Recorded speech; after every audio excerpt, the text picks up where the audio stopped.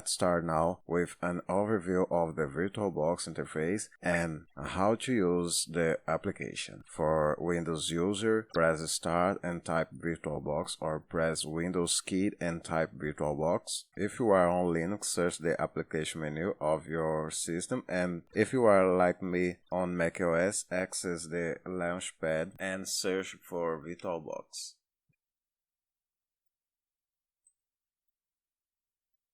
So, as seen earlier, this is main screen when you open the application, and here I have a list of all my virtual machines. There is no item because you just installed it, but all the virtual machines and group of virtual machines will be here in this area. Up here, I have a menu bar with more features that will see throughout the course, as network managers, plugins, devices, and others.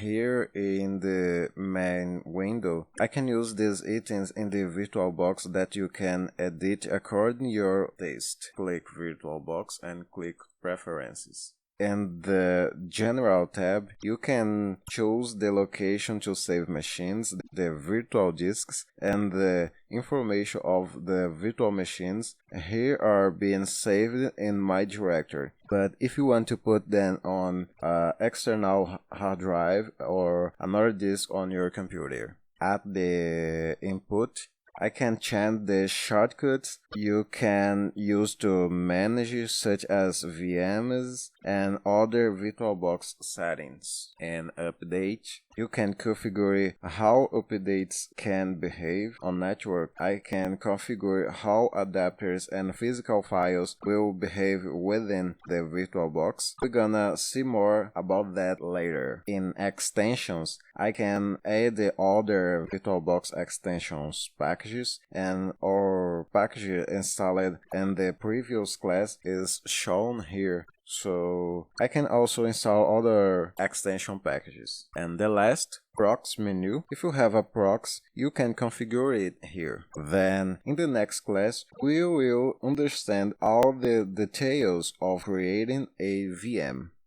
See you around.